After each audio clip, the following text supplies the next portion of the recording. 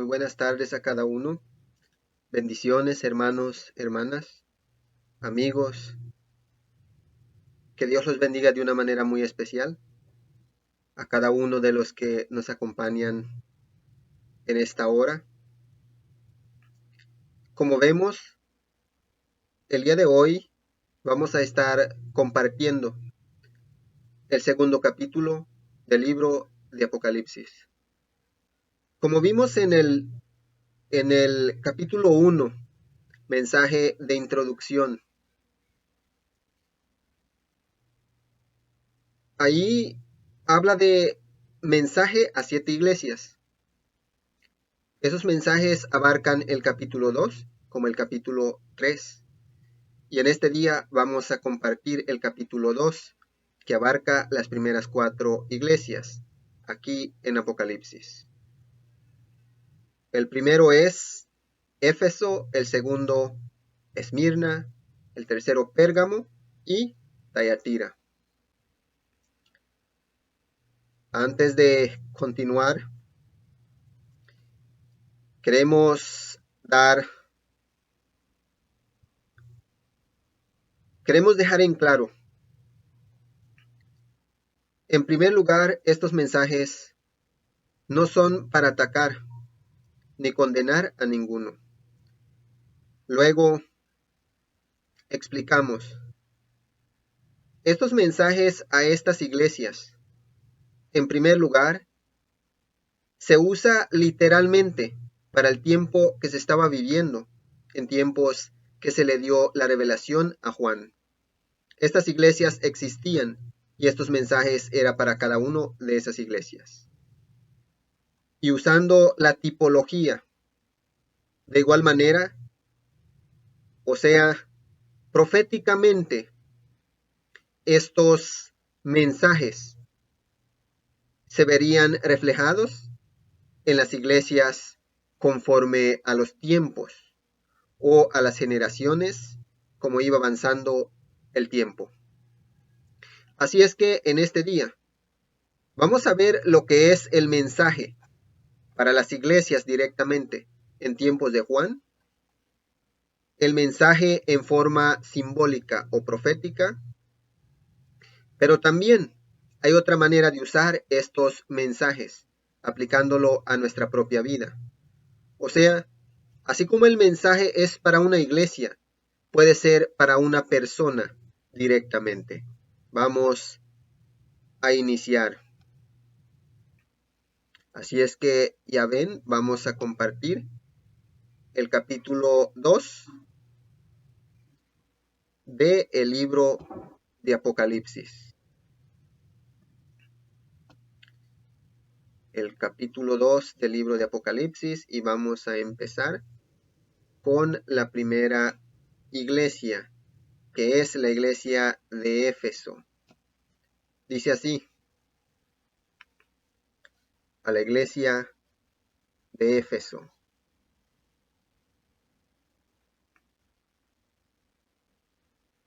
Escribe al ángel de la iglesia de Éfeso. Esto dice el que tiene las 7 estrellas en su mano derecha y se pasea en medio de los 7 candelabros de oro. Conozco tus obras, tu duro trabajo y tu perseverancia.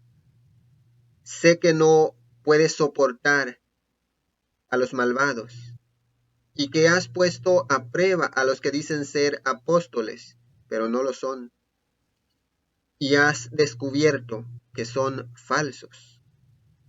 Has perseverado y sufrido por mi nombre, sin desanimarte.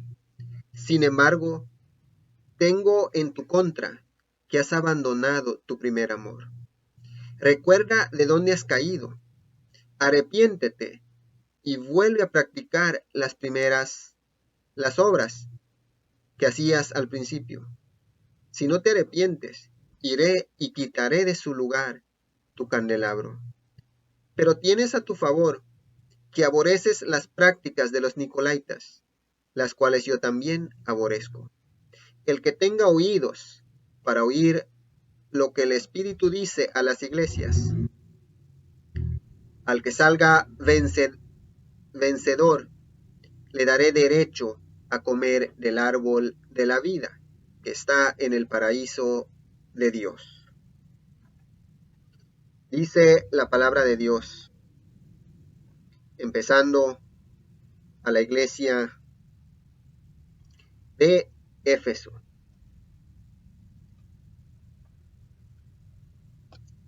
A la iglesia de Éfeso. Le dice a la iglesia de Éfeso. Esto dice el que tiene las 7 estrellas en su derecha y se pasea en medio de los 7 candelabros de oro. Como vamos a ir viendo en cada mensaje a cada iglesia, describe o da una característica de nuestro Señor Jesús, ya mencionado en el capítulo 1. Dice, algunos definen el nombre Éfeso con el significado de deseable. Éfeso eran los días de Juan la ciudad principal de la provincia de Asia y más tarde fue su capital. Está situada en el extremo occidental de una gran carretera que atravesaba el Asia Menor desde Siria.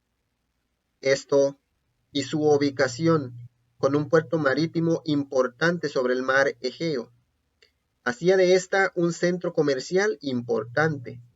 Parece que el cristianismo fue predicado ahí por primera vez por Pablo, alrededor del año 52 después de Cristo, cuando se detuvo por un corto tiempo en esa ciudad de camino a Jerusalén y Antioquía, en su segundo viaje misionero. Sus amigos Aquila y Priscila se radicaron ahí en esa ocasión, y junto con un judío alejandrino llamado Apolos, cuyo concepto de cristianismo parece haber sido formado antes del Pentecostés, fomentaron la obra de evangelización hasta el regreso de Pablo, quizá 1 o 2 años más tarde. Como vemos o probamos en Hechos 18, 19 al 19, 7. Esta vez el apóstol permaneció en Éfeso unos 3 años, más que en cualquier otro lugar en sus otros viajes misioneros. Esto parece indicar que su obra fue muy fructífera.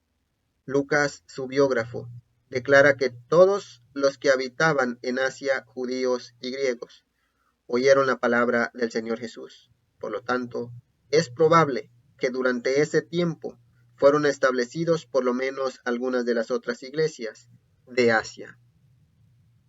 Entonces vemos la importancia de lo que era este lugar llamado Éfeso.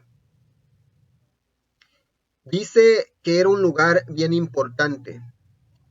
Era como un lugar central, tanto en lo que era por los viajeros como en lo comercial. Y vemos en las escrituras, en Hechos de los Apóstoles, que Pablo estuvo pasando mucho tiempo en la obra en ese lugar llamado Éfeso.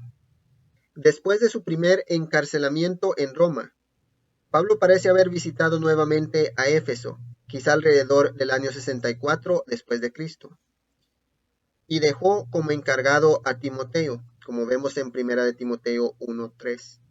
No se conoce con exactitud nada más de la historia de la iglesia de Éfeso, hasta que su nombre aparece probablemente unos 30 años más tarde en Apocalipsis. Sin embargo, la tradición indica que Juan, el discípulo amado de Jesús, llegó a ser el dirigente de esta iglesia, quizá después de la disolución de la sede cristiana de Jerusalén alrededor de 68 después de Cristo, durante la guerra judía romana. Por lo tanto, Cuando se escribió el Apocalipsis, Éfeso debe haber sido uno de los centros principales del cristianismo.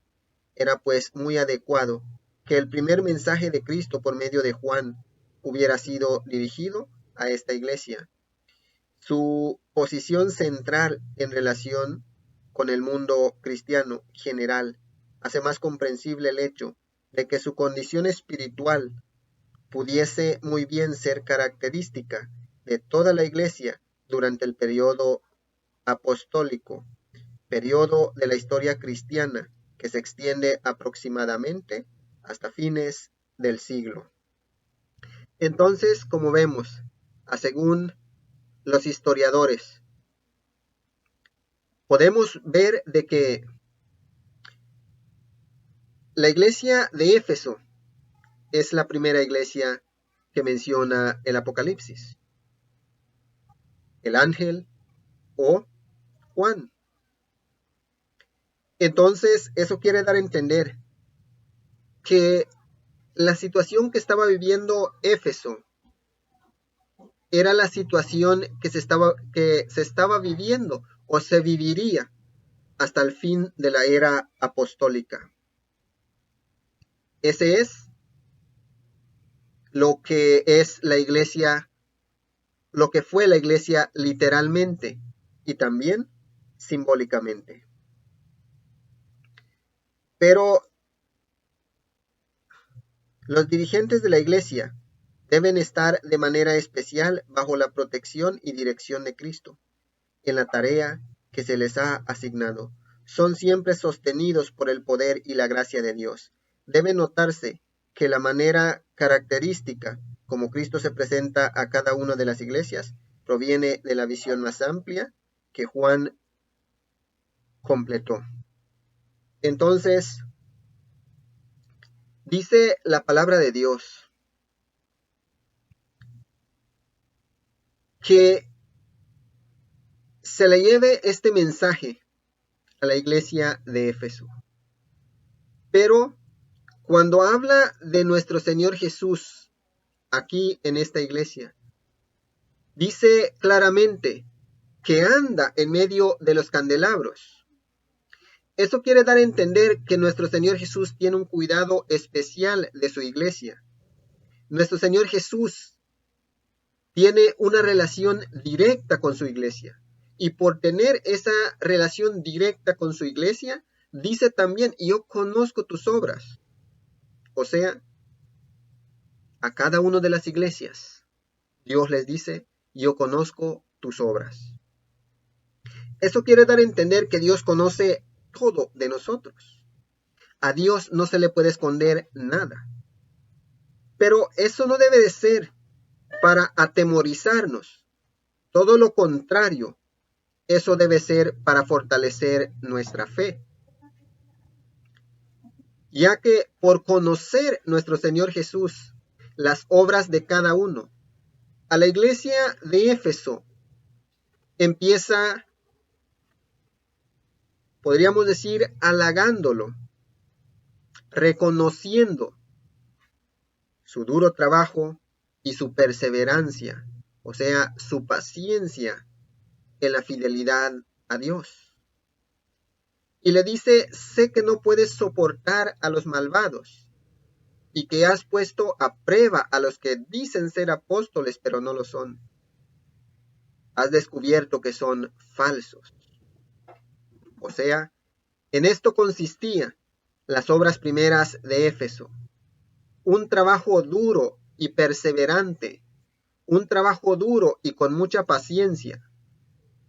Esta iglesia se encargaba de analizar perfectamente bien a estas personas que se iban a presentar a predicar. O sea, iban a entrar a esta iglesia a predicar. Esta iglesia se encargaba de que realmente sean personas enviadas por Cristo Jesús y no un simple fanático que se levantara a decir yo soy un predicador, yo soy un apóstol, y entrar así a infiltrar un cristianismo que nada tiene que ver con el testimonio de nuestro Señor Jesús. Entonces, la iglesia de Éfeso al principio era de duro trabajar, de perseverancia, de paciencia, de probar a los malvados, a los que decían ser apóstoles, pero después de ser probados, se descubrían ser personas falsas, que buscaban lo que a ellos les conviene y no lo que Dios quiere. Has perseverado y sufrido por mi nombre, sin desanimarte. Cuando leemos Hechos de los Apóstoles, nos damos cuenta de que Pablo fue uno de los apóstoles, no contado con los 12, pero fue uno de los apóstoles. Y tanto Pablo como los otros apóstoles sufrieron persecución. No era fácil para ellos testificar la verdad, sino que por testificar la verdad eran menospreciados, eran azotados, eran abofeteados, se les maltrataba de lo peor. Y ese es en los tiempos de Éfeso. La iglesia había sufrido por nombre de nuestro Señor Jesús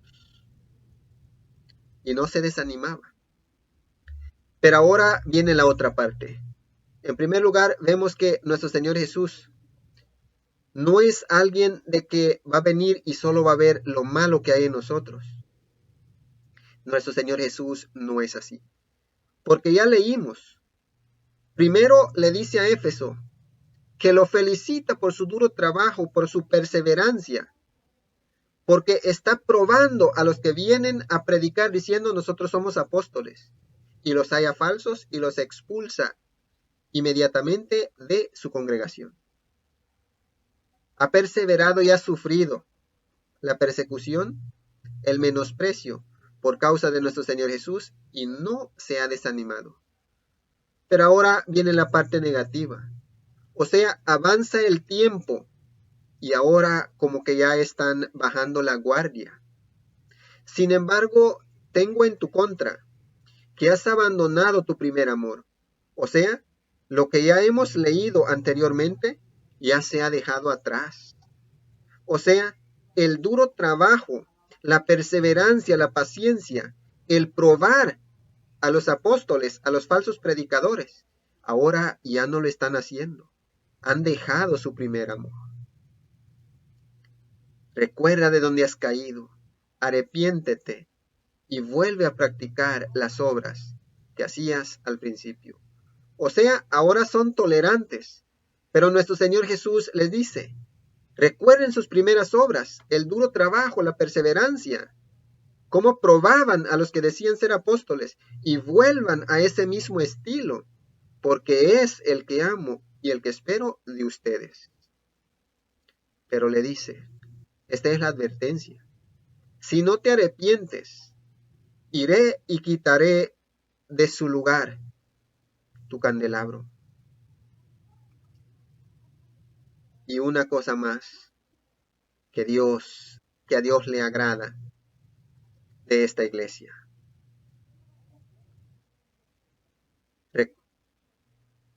Pero tienes a tu favor que aborreces las prácticas de los nicolaitas, los cuales yo también aborrezco. Entonces, dice nuestro Señor Jesús,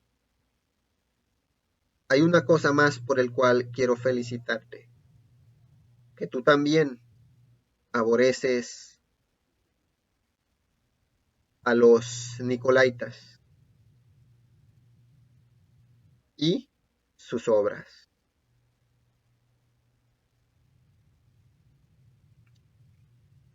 Una de las sectas heréticas, o sea, refiriéndose a los nicolaitas, era una de las sectas heréticas que atormentó a las iglesias de Éfeso y Pérgamo, y tal vez a otras. Irineo, o sea, este historiador, identifica a los nicolaitas como una secta gnóstica. Juan, el discípulo del Señor, predica esta fe, la deidad de Cristo, y mediante la proclamación del Evangelio, procura quitar aquel error que había sido demasiado entre los hombres por Cerinto, y mucho tiempo antes por los llamados Nicolaitas, que son una rama de aquella falsamente ciencia, a fin de poder confundirlos y persuadirlos a que solo hay un Dios que hizo todas las cosas por su palabra. Entonces, a según esta doctrina de los Nicolaitas anulaba el hecho de que Cristo es el Hijo de Dios. O sea, en esta doctrina era, solo hay un Dios, solo tenemos un Padre. Cualquiera que dice ser el Mesías, el Hijo de Dios, no existe. Entonces, de ninguna manera podrían ser salvos si dejaban entrar estas clases de enseñanzas en medio de su congregación. Pero nuestro Señor Jesús los felicita porque les dice de que ellos también aborrecen esas prácticas nicolaitas, de igual manera como nuestro Señor Jesús lo aborrece. Y dice, el que tenga oídos, que oiga lo que el Espíritu dice a las iglesias. Al que salga vencedor, le daré derecho a comer del árbol de la vida, que está en el paraíso de Dios. Y estas palabras, el que tiene oídos para oír, oiga lo que el Espíritu dice a las iglesias. Lo dice en cada uno de cada mensaje a cada iglesia. Entonces, eso quiere dar a entender. Aquel que tenga oídos, oiga lo que dice el Espíritu a las iglesias. De que no basta con solo saber lo que es la verdad, sino también ponerlo por obra. Así es que oír no significa simplemente escuchar la verdad, sino también ponerlo por obra. Como leímos en Apocalipsis 1 al inicio, que había una bienaventuranza para el que leía, para el que escuchaba y ponía por obra. Así es que cuando dice el que tenga oídos para oír, oiga lo que dice el Espíritu a las iglesias, se refiere a comprender el mensaje y a ponerlo por obra. Si no lo hacen de esa manera, entonces dice Dios que Él quitará el candelabro, o sea, quitará a esa iglesia de delante de su presencia, o de perdido a todos los que rechazan el mensaje. Y dice al que salga vencedor, o sea, al que sea fuerte en la fe y rectifique su camino y obre conforme a las primeras obras, Dios le dará derecho a comer del árbol de la vida, o sea, cuando Dios restituya todas las cosas. Cuando el jardín del Edén vuelva a ser el lugar en donde vamos a vivir, entonces,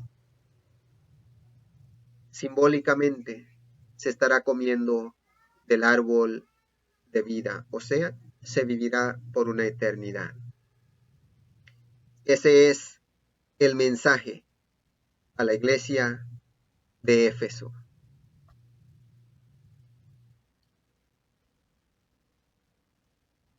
El mensaje a la iglesia de Éfeso.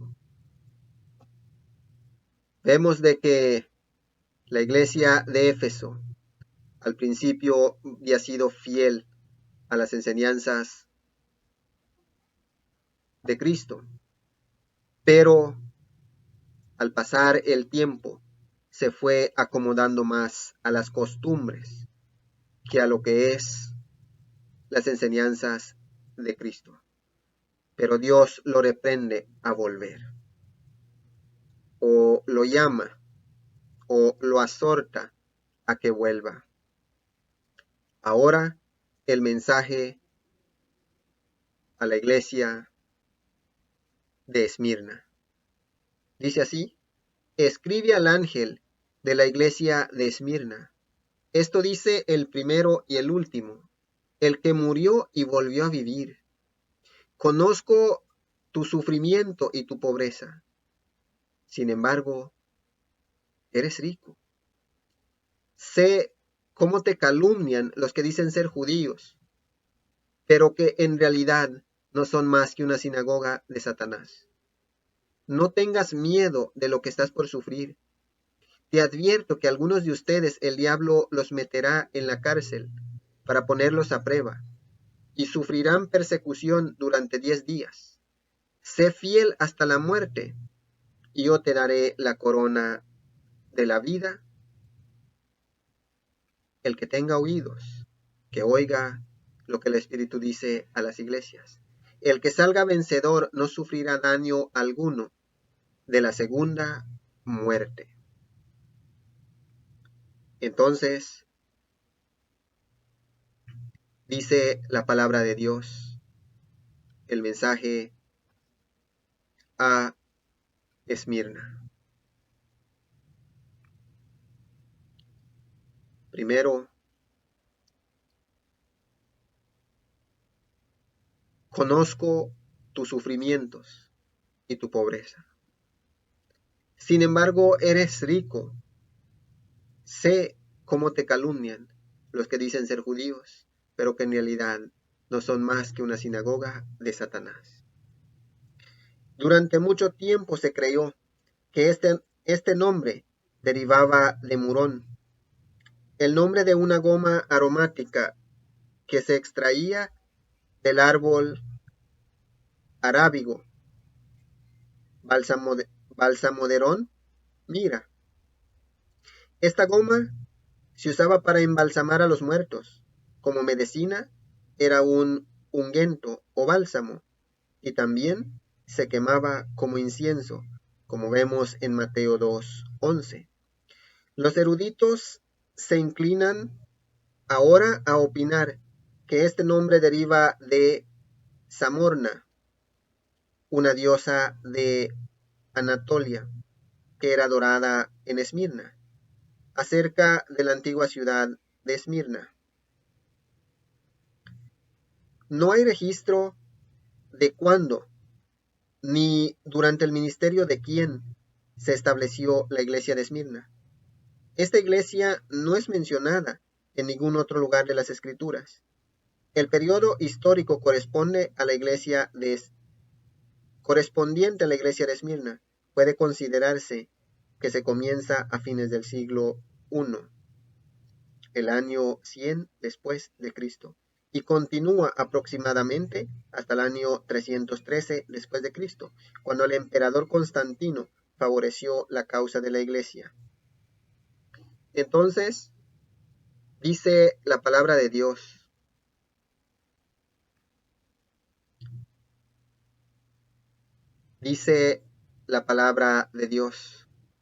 a la iglesia de Esmirna.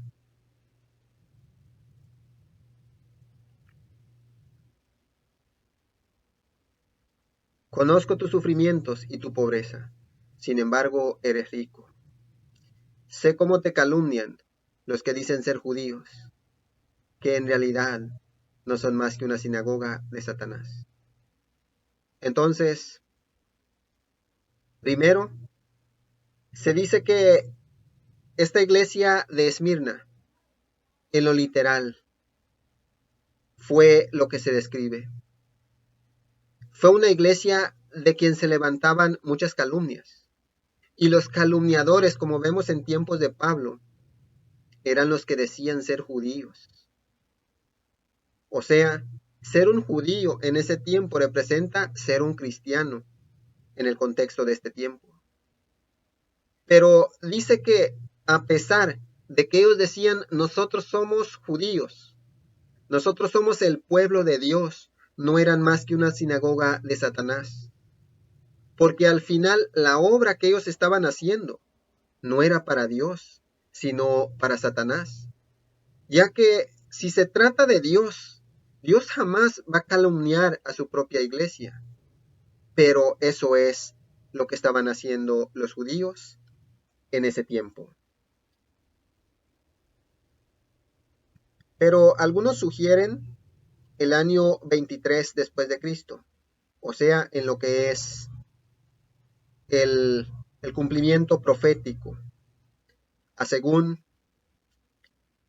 Su cumplimiento inicia en el año 100 después de Cristo y continúa aproximadamente hasta el año 313 después de Cristo, cuando el emperador Constantino favoreció a los cristianos o a la iglesia. Pero algunos sugieren que fue el año 323, la fecha de la supuesta conversión de este emperador al cristianismo. Debe notarse que las profecías de los Apocalipsis 2 y 3 no son en sentido estricto profecías que indiquen tiempo exacto. Las fechas se sugieren sencillamente para facilitar la correlación aproximada de la profecía con la historia. Luego, vas a padecer o estás padeciendo. La iglesia de Esmirna había sido indudablemente importante blanco de las calumnias de los judíos, como ya dijimos antes. Pero los miembros no habían sentido aún toda la violencia de la persecución. O sea, la persecución no llegaba a su esencia en tiempos de esta iglesia.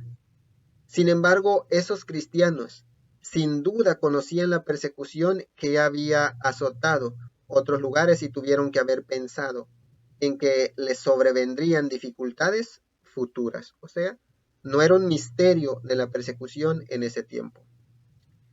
Está implícito en la forma del verbo temer. Indica que ya estaban temerosos. Cristo los consuela con la seguridad de que a pesar de las sombrías perspectivas de persecución, no tenían por qué temer, como dice en Mateo 10:12. Entonces eran probados, sometidos a prueba. Satanás los sometería a persecución para obligarlos a renunciar a su fe. Dios permitiría la persecución como un medio de fortalecer y probar la sinceridad de su fe. Aunque Satanás ruja contra la iglesia, la mano de Dios cumple su propósito. Entonces, esta iglesia tuvo su cumplimiento profético, más o menos en lo que fue el inicio del segundo siglo, o sea, después del año 100 después de Cristo. En esos tiempos, la iglesia se encontraba en lo que fue la situación de la iglesia literal, de la iglesia literal de Esmirna. Entonces, en ese tiempo, el emperador Trajano decretó la primera política oficial romana contra el cristianismo. En la famosa Carta 97 dirigida a Plinio, el joven, su gobernador en Bitinia y pronto en Asia Menor. Trajano trazó un procedimiento para tratar a los cristianos, que era en ese tiempo una sociedad religiosa ilegal. Ordenó que los funcionarios romanos no habían de buscar a los cristianos, pero que si los que eran traídos ante ellos por otros delitos resultaban ser cristianos, debían ser ejecutados a menos que renegasen de su fe. Este edicto, aunque tuvo lejos de ser puesto en vigor uniformemente, permaneció como ley hasta que Constantino promulgó su edicto de tolerancia en 313 después de Cristo. Los cristianos tuvieron pues constantemente sujetos durante 2 siglos a la posibilidad de ser súbitamente arrastrados y ejecutados a causa de su fe. Entonces, en su cumplimiento profético, ya como fue en su cumplimiento literal, o sea, el cumplimiento literal fue que los que decían ser judíos eran aquellos que estaban calumniando a los seguidores de Cristo. Después del siglo I, o sea, en el inicio del siglo II, empezó su cumplimiento profético. Y ese cumplimiento fue de que los que decían ser representantes de Dios se encargaban de calumniar a los que decían ser cristianos. O sea, como hemos leído, dice que no había una ley directa para condenar a los cristianos, pero si por algún motivo, por alguna razón, eran juzgados por cualquier otro delito, se les ponía como condición que renunciaran a su fe y serían puestos en libertad. Entonces, no hay ninguna diferencia si era una ley que por ser cristianos iban a ser condenados o que tenían libertad y luego, si eran acusados falsamente, iban a ser obligados a renunciar a su fe o iban a ser martirizados, ya que eran acusados falsamente. Entonces, no había ninguna diferencia o no había ningún beneficio para los cristianos en esta ley. Entonces, ese fue el tiempo, según más o menos unos 200 años que los cristianos vivieron esta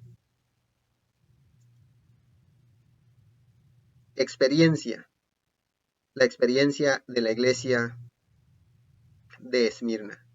Pero dice que en el año 313, cuando los cristianos fue ese año, en el año 313, que Constantino promulgó un edicto de tolerancia hacia los cristianos. Entonces ya tenían un poco más de libertad.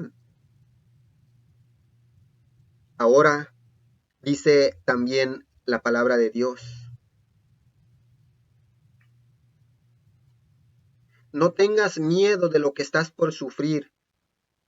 Te advierto que algunos de ustedes, el diablo los meterá en la cárcel para ponerlos a prueba, y sufrirán persecución durante 10 días. Sé fiel hasta la muerte y yo te daré la corona de la vida. Serán probados o tendrán que sufrir persecución durante 10 días. La expresión ha sido interpretada de dos maneras. Aplicando el principio de día por año para computar los lapsos proféticos, como un periodo de 10 días literales, el cual se ha aplicado al periodo de la implacable persecución imperial de 303 a 313 después de Cristo. Diocleciano y su gobernante y sucesor Galerio dirigieron en esa década la más escarnizada campaña de aniquilamiento que el cristianismo jamás sufrió, a manos de la Roma pagana. Creían, como sus predecesores, Decio y Valeriano, que el cristianismo había crecido tanto en poder y popularidad dentro del imperio, que a menos que fuese rápidamente exterminado, dejaría de existir el modo tradicional de vida romano y el imperio se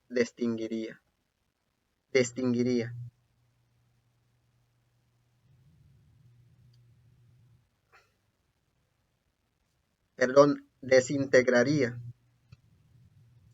El primer decreto de Diocleciano contra los cristianos fue promulgado en el año 303. Este prohibía la práctica del cristianismo en todo el imperio, La persecución comenzó dentro del ejército y se extendió por todo el imperio. Las autoridades romanas concentraron su crueldad en los clérigos cristianos, pues creían que si se destruía a los pastores, la grey sería dispersada.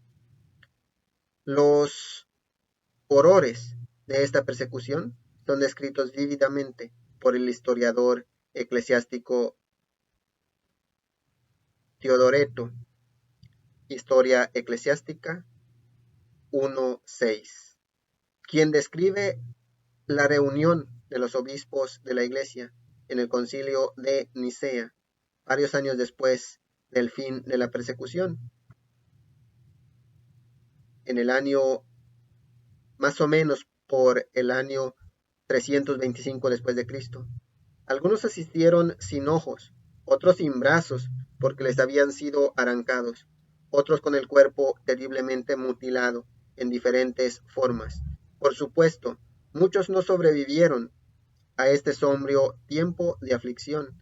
En el año 313, unos 10 años después del comienzo de estas persecuciones, Constantino promulgó un decreto que concedía a los cristianos plena libertad para practicar su religión.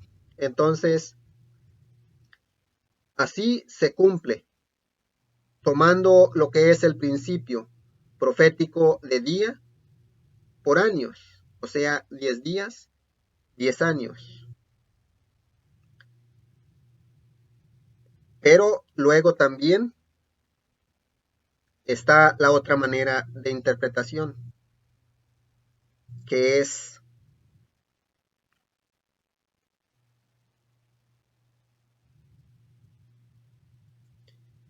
la interpretación días literales.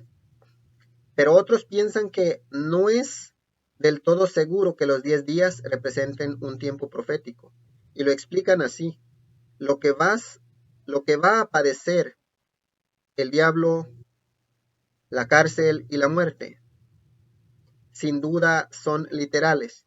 Por lo tanto, es natural esperar que los 10 días también fueran literales.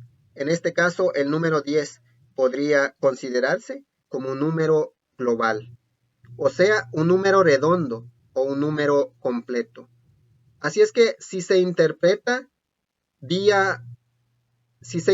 proféticamente, día o año por día, o se interpreta literalmente, 10 días literales, como consideración de un número global, de igual manera nos da el mismo significado, ya que no estamos buscando directamente cuánto fue el tiempo, sino que el mensaje primordial para nuestra vida es lo que vivió la iglesia. O sea, la iglesia vivió ese tiempo, tanto literalmente como proféticamente, en tiempos en que Juan escribió a esta iglesia de forma literal y en tiempos después del siglo I, a los inicios del siglo II. Dice: sé fiel hasta la muerte. Sé fiel hasta la muerte, y yo te daré la corona de la vida. O sea, cuando estamos estudiando las características de estas iglesias, su cumplimiento literal como su cumplimiento profético, vemos que hay una lección muy importante para nuestra vida en cada una de estas iglesias, cada uno de los escritos para cada iglesia. En este caso, cuando se trata de sufrir persecución, de que se va a padecer injustamente solo por ser cristianos, no temas, dice, tú solo sé fiel hasta la muerte y se te dará la corona de vida eterna. Y otra vez repite, el que tenga oídos, que oiga lo que el Espíritu dice a las iglesias. O sea, no refiriéndose a que simplemente hay que escuchar, sino como dice la bienaventuranza en el primer capítulo al inicio. Bienaventurado el que lee, el que escucha y también los que guardan la palabra escrita en este libro. El que salga vencedor no sufrirá daño alguno de la segunda muerte. O sea, en este tiempo en el que estamos viviendo, todos tenemos esa preocupación de que va a llegar el día en que vamos a morir. Pero dice claramente la palabra de Dios, de que cuando Dios resucite a todos, a buenos y malos, a grandes y pequeños, ricos y pobres, algunos serán resucitados para vida eterna y otros para muerte eterna. Y la Biblia testifica que existe la segunda muerte. Así es que, de igual manera, esos que predican que alguno se va a quemar por una eternidad, eso no es verdad, sino que la palabra de Dios, tanto aquí en el Apocalipsis 2:11, como también en Apocalipsis 20 y 21, testifica de que las personas castigadas, los que sean echados al fuego del infierno, morirán o sufrirán la muerte segunda. Pero nos dice nuestro Señor Jesús como a la iglesia, no temas lo que vas a sufrir, sé fiel hasta la muerte, porque Cristo ya está listo para dar recompensa y recompensa de vida eterna a sus fieles. Ese es el mensaje a la iglesia de Esmirna. Vamos a ver ahora el mensaje a la iglesia de Pérgamo. Dice, escribe al ángel de la iglesia de Pérgamo. Esto dice, el que tiene la aguda espada de dos filos. Sé dónde vives, allá donde Satanás tiene su trono. Sin embargo, sigue fiel a mi nombre. Sin embargo, sigues fiel a mi nombre. No renegaste de tu fe en mí, ni siquiera en los días en que Antipas, mi testigo fiel, sufrió la muerte, en esa ciudad a donde vive Satanás. No obstante, tengo unas cosas en tu contra, que toleras. Ahí, que toleras ahí.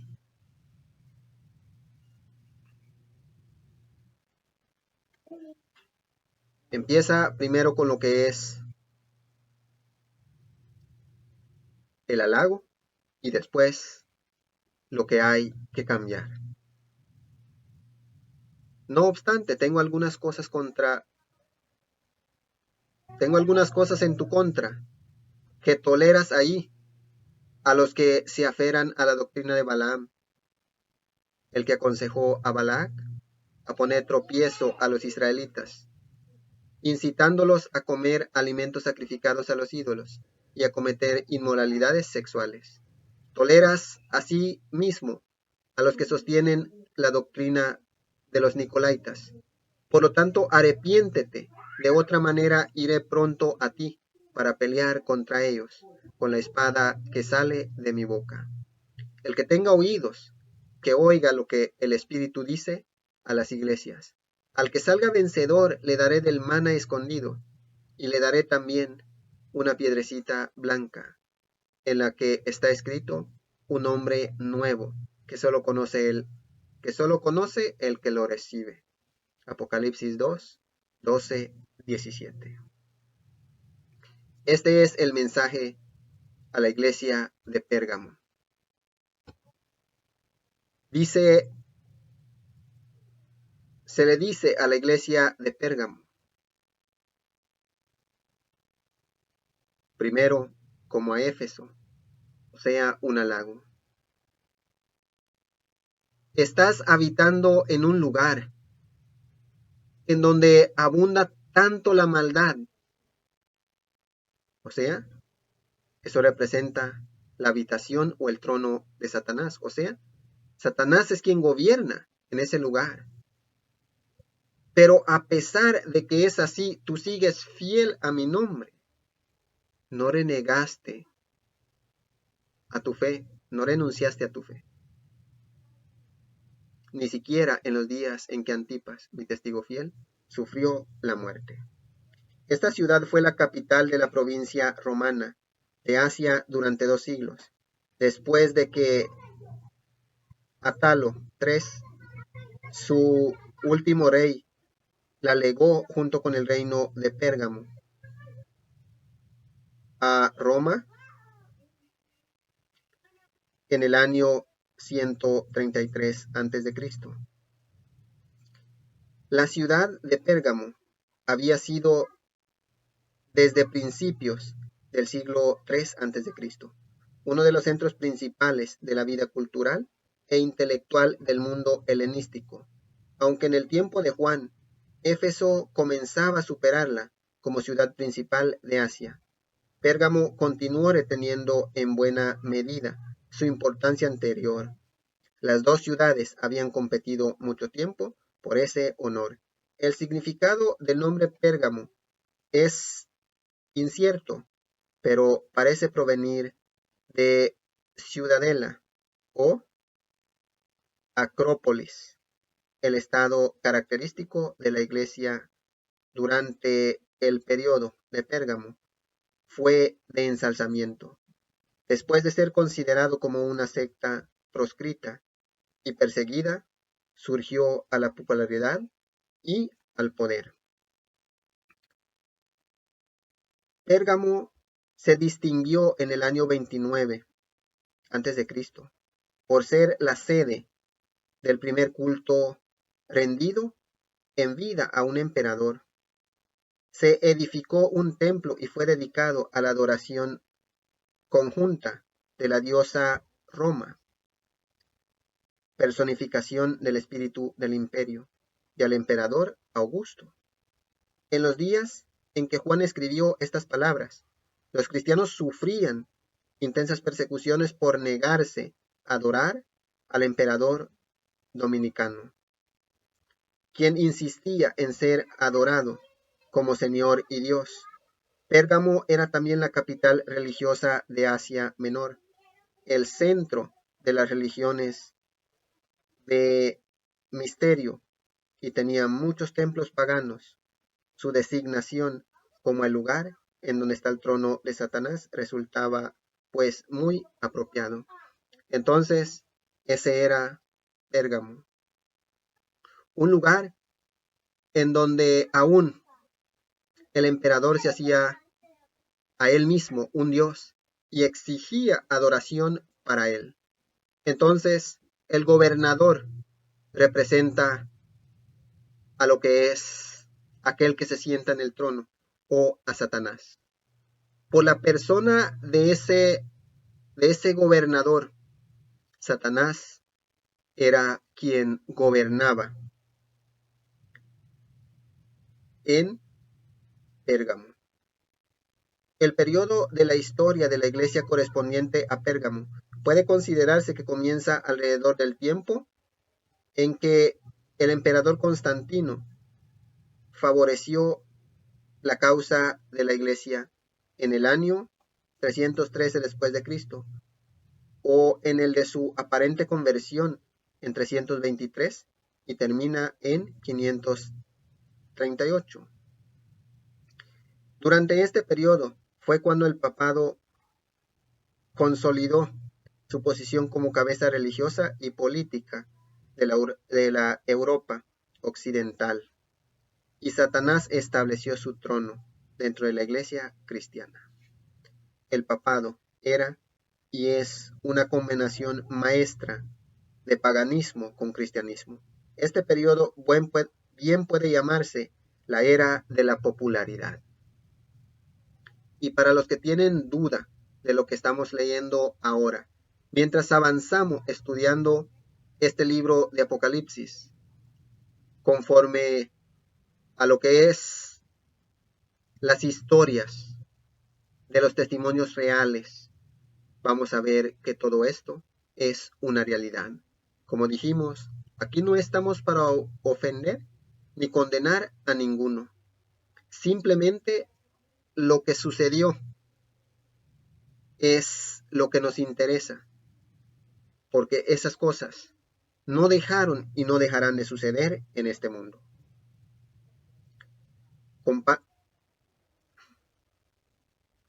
Un hombre, Antipas, quien fue martirizado, un nombre griego familiar compuesto de las palabras anti en lugar de y pas, forma abreviada de pater o padre. Este nombre reflejaba la esperanza de un padre de que el hijo, así llamado, finalmente lo sustituyera en el mundo. Algunos comentarios sostienen que un cristiano llamado Antipas había sido martirizado por su fe antes en Pérgamo, quizá por negarse a adorar al emperador. Entonces, esto fue el tiempo tanto literal como profético de la iglesia de Pérgamo. Pero nuestro Señor Jesús le dice: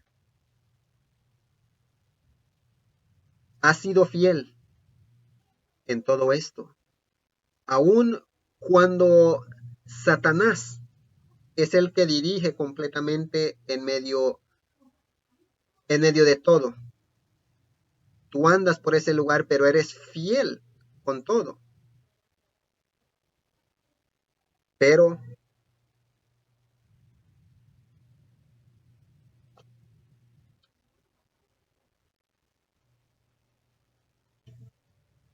eres fiel con todo, aun cuando el que básicamente dirige es Satanás.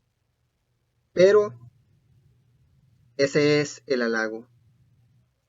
Hay cosas que no estaban bien. O sea, conforme iban pasando los tiempos, la fe iba deteriorando. No obstante, tengo unas cuantas cosas en tu contra. Que toleras ahí a los que se aferran a la doctrina de Balaam, el que enseñó a Balac a poner tropiezo a los israelitas,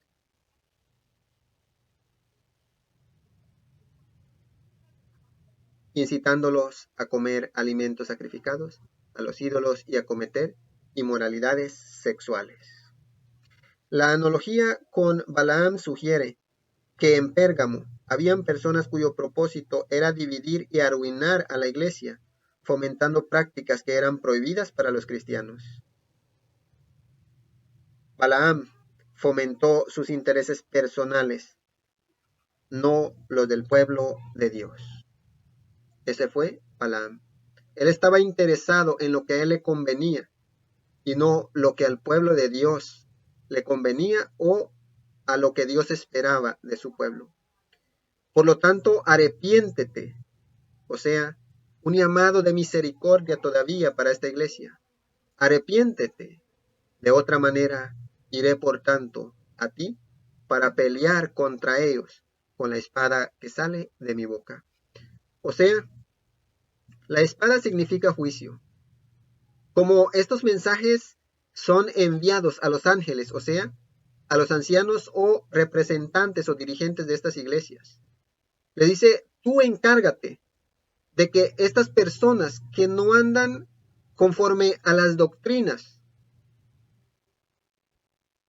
de Cristo sean expulsados directamente de esta iglesia o sean exhortados a que se arrepientan. Si tú no lo haces, dice nuestro Señor Jesús, yo voy a venir personalmente. Yo traeré juicio sobre ellos. Yo pelearé contra ellos.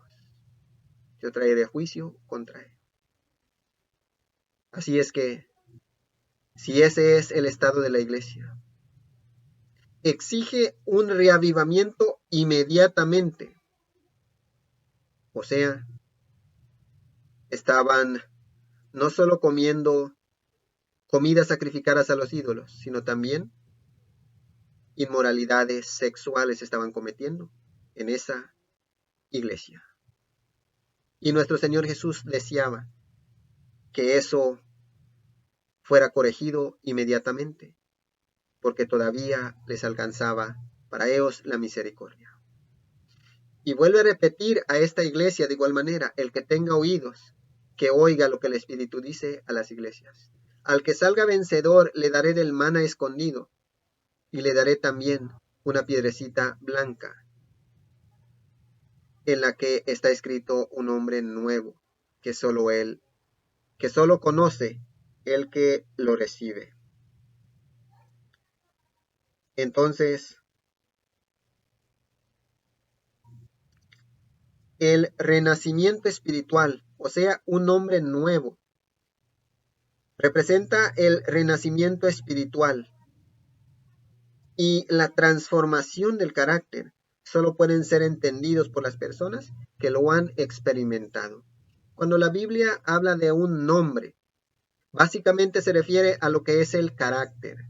Así es que un nombre nuevo significa un carácter nuevo.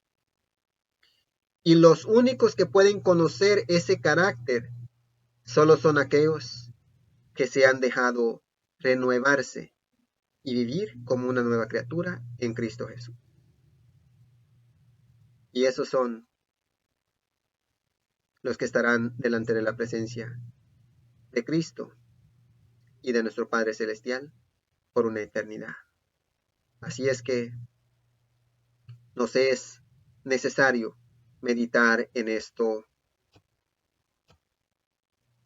en estos mensajes a las iglesias. Ya vamos con la última iglesia.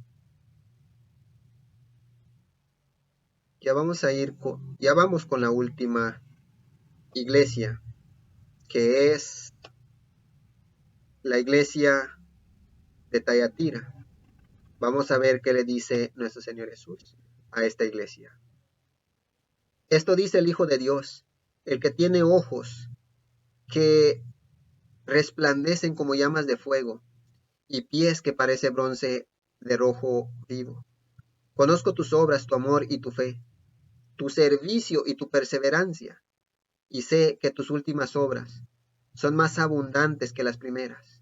Sin embargo, tengo en tu contra que toleras a Jezabel, esa mujer que dice ser profetiza. Con su enseñanza engaña a mis siervos, pues los induce a cometer inmoralidades sexuales y a comer alimento sacrificado a los ídolos. Le he dado tiempo para que se arrepienta de su inmoralidad, pero no quiere hacerlo. Por eso la voy a postrar en un lecho de dolor. Y a los que cometen adulterio con ella, los haré sufrir terriblemente, a menos que se arrepientan de lo que aprendieron de ella. A los hijos de esta mujer los heriré de muerte. Así sabrán todas las iglesias que yo soy el que escudriña la mente y el corazón. Y a cada uno de ustedes lo trataré de acuerdo con sus obras. Ahora al resto de los que están en Thyatira, es decir, a ustedes que no siguen esa enseñanza, ni han aprendido los mal llamados profundos secretos de Satanás. Les digo que ya no les impondré ninguna otra carga, pero sí, retengan con firmeza lo que ya tienen, hasta que yo venga. Al que salga vencedor y cumpla mi voluntad hasta el fin, le daré autoridad sobre las naciones, así como yo la he recibido de mi Padre, y él las gobernará con puño de hierro, las hará pedazos como vasijas de barro. También le daré la estrella de la mañana. El que tenga oídos, que oiga lo que dice el Espíritu a las iglesias. Ese es el mensaje a la iglesia de Thyatira.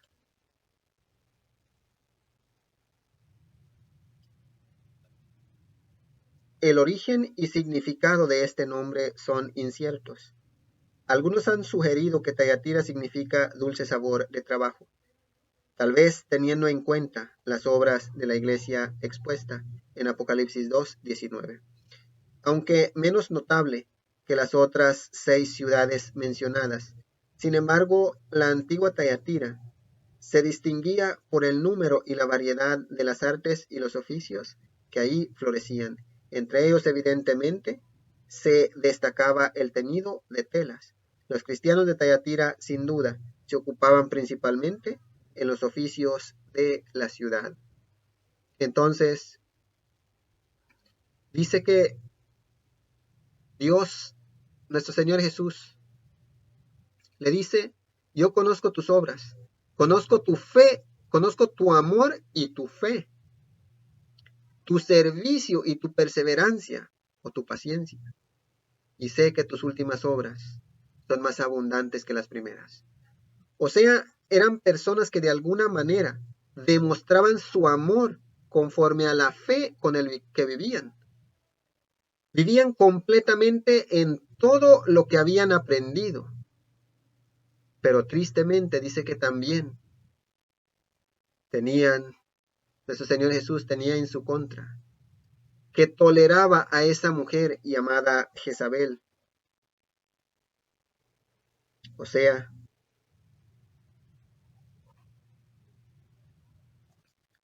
a esa que se hace llamar profetisa.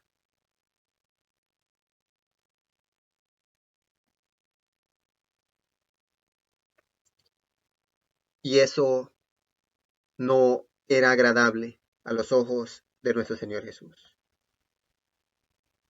El mensaje a Thyatira, aplicado a la historia cristiana, corresponde particularmente con lo que experimentó la iglesia durante la oscura Edad Media. Esa edad oscura resultó ser un tiempo de máxima dificultad para los que verdaderamente amaban y servían a Dios. Y el periodo de la historia de la iglesia que corresponde a Thyatira bien puede llamarse la edad de la adversidad.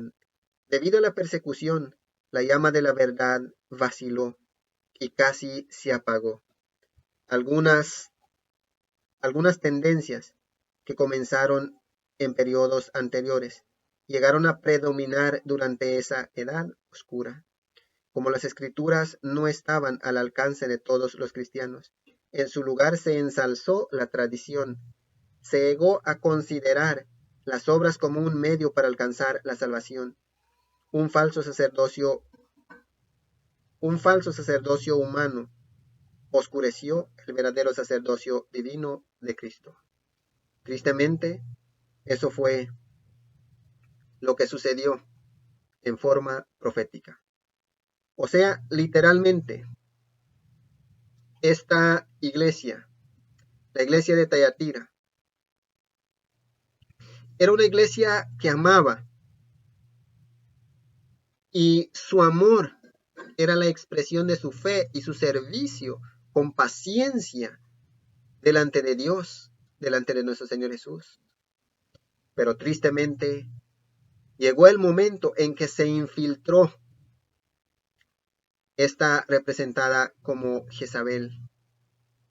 Se dice que existió esta mujer que se infiltró en esa iglesia haciéndose llamar profetisa, y la iglesia lo aceptó, hablando literalmente de esa iglesia, y estaba viviendo conforme a esas enseñanzas.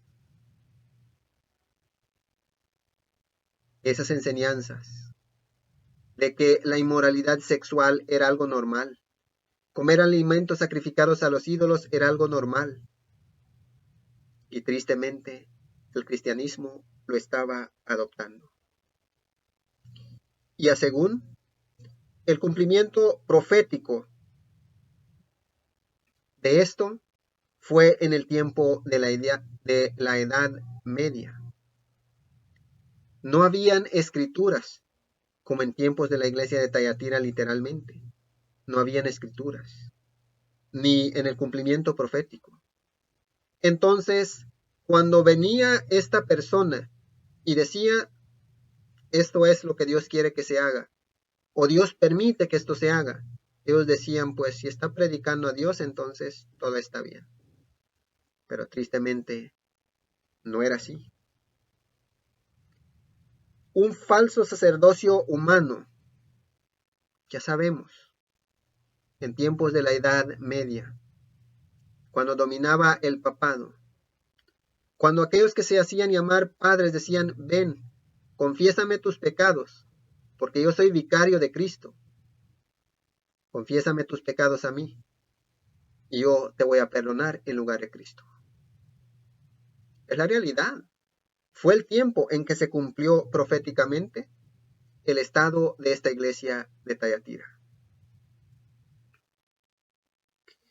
La reforma consistió esencialmente en un reavivamiento y una restauración de las grandes verdades del Evangelio. La reforma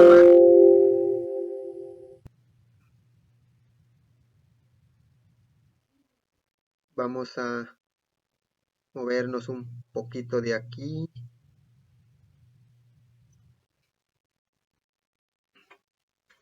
Vamos a movernos un poquito de aquí para...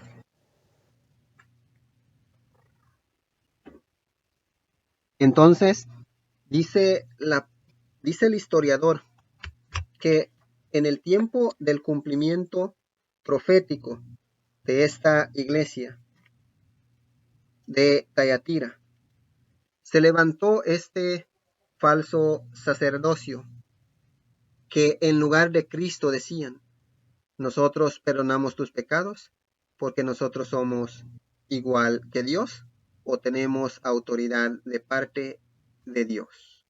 Eso era lo que sucedió en la Edad Media, que es el tiempo del cumplimiento profético de esta iglesia. Pero dice nuestro Señor Jesús,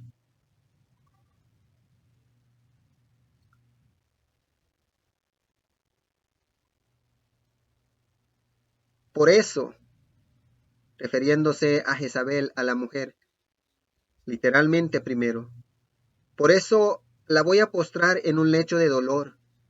A los que cometen adulterio con ella, los haré sufrir terriblemente, a menos que se arrepientan de lo que aprendieron de ella. A los hijos de esta mujer los heriré a muerte. Así sabrán todas las iglesias que yo soy, el que escudriño la mente y el corazón. Y a cada y a cada uno de ustedes los trataré de acuerdo con sus obras. La puerta de la misericordia aún no se había cerrado del todo. Dios nunca se separa de los pecadores.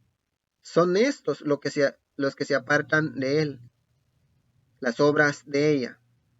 Desde el punto de vista de Dios que habla a su iglesia, los pecados de Jezabel y sus amantes son esencialmente los pecados de ella, porque es ella quien como profetiza aspira a dirigir a la iglesia.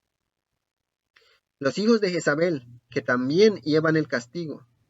La fornicación de esta era habitual y de larga duración, porque tenía hijos. En sentido figurado, quizá esto daría a entender que había ganado discípulos fieles. Los castigos caerían no solo sobre la madre, sino también sobre los hijos, que estaban contaminados por su impío carácter. Compárese con la destrucción de los hijos de Acab en Reyes 10:7. Entonces, dice nuestro Señor Jesús, yo los voy a castigar a Jezabel y también a sus hijos. Y como vemos, los hijos representan a aquellos que adoptan o aprenden esa doctrina y viven conforme a esa doctrina. Luego dice,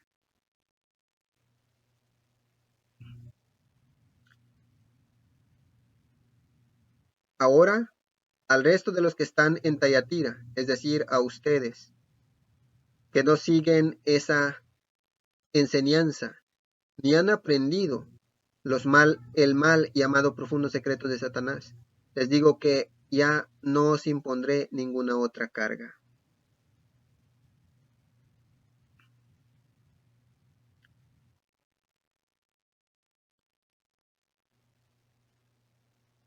Entonces,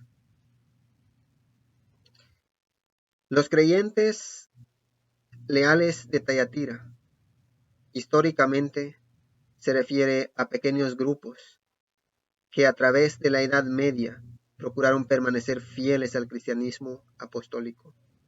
Tales movimientos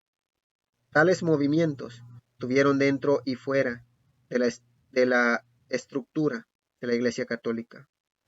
Particularmente importantes fueron los grupos de los valdenses en la Europa continental y los seguidores de Wycliffe en Inglaterra. Ninguno de esos grupos alcanzó la medida de la verdad evangélica que fue proclamada más tarde por la Reforma Protestante. Pero el mensaje a los demás que están en Thyatira era apropiado para ellos. Dios no les impuso otra carga, sino la de ser fieles a la luz que tenían esa doctrina.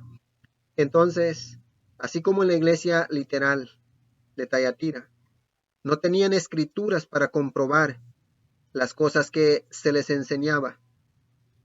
Y cuando venían entrando las falsas doctrinas, habían algunos que lo toleraban.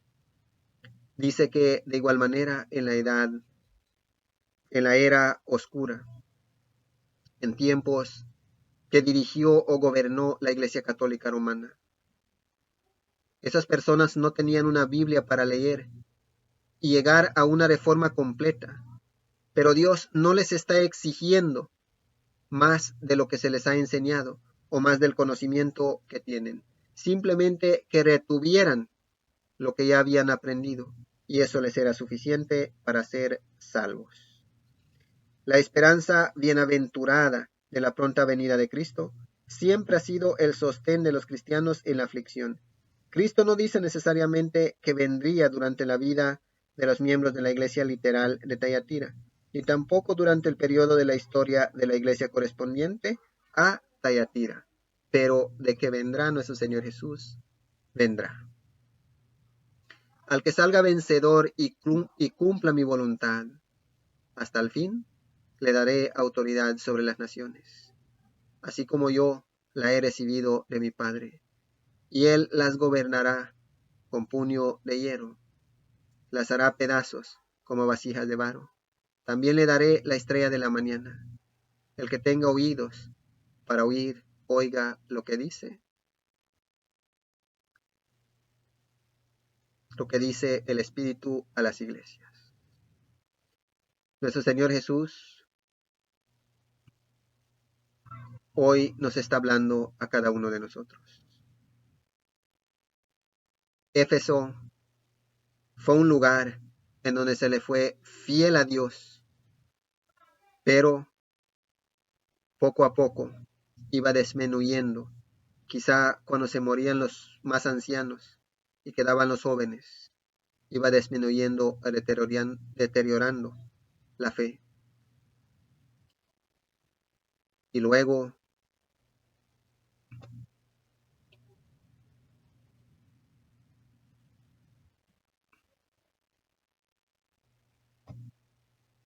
estaba la iglesia de Esmirna, que también tenía algo bueno, pero tenía algo malo. Pérgamo de igual manera, Thyatira de igual manera. Querido amigo, querida amiga, este mensaje no solo fue para ese tiempo, es para nosotros ahora. Dios nos está llamando a ser fieles. Dios quiere que ahora le dediquemos nuestra vida completamente. Ahora no estamos viviendo como en tiempos de Thyatira. Ahora sí tenemos una Biblia para que leamos, para que entiendamos. y para que vivamos conforme a la voluntad de Dios. Y el motivo de compartir estos temas es porque la venida de nuestro Señor Jesús está cerca. Y yo me estoy preparando y quiero que tú también, querido amigo, querida amiga que escuches en este día, también te prepares. Gracias por haberme acompañado en este día. Si no escuchaste todo el mensaje, puedes volver y escucharlo desde el principio. Y que puedas recibir la motivación de Dios. Y que puedas preparar tu corazón.